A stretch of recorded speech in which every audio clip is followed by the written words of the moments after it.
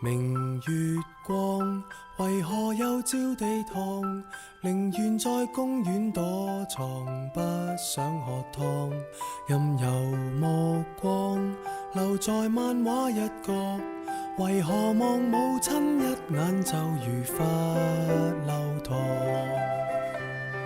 孩童只盼望歡樂，大人只知道期望，為何都不大懂得努力體恤對方？大門外有蟋蟀，回響卻如同幻覺。Shall we talk? Shall we talk?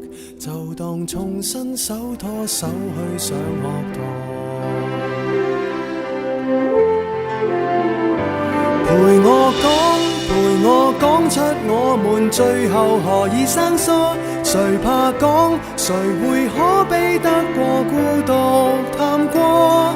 難得可以同坐，何以要忌諱赤裸？如果心聲真有療效，誰怕暴露更多？你別怕我。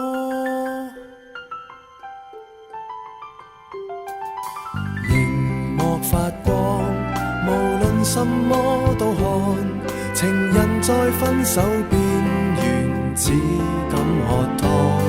若沉默似金，還談什麼戀愛？寧願在發聲機器面前笑着望。成人只寄望收穫，情人只聽見承諾，為何都不大懂得努力珍惜對方？螳螂面對蟋蟀，回響也如同幻覺。Shall we talk? Shall we talk? 就算牙關開始打震，別說謊。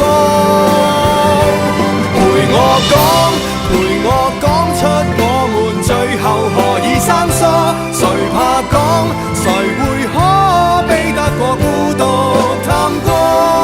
難得可以同坐，何以要忌諱赤裸？如果心聲真有療效，誰怕暴露更多？陪我講，陪我親身正視眼淚誰跌得多，無法講，除非彼此已失去了能力觸摸。鈴聲可以寧靜，難過卻避不過。如果沉默太沉重，別要輕輕帶過。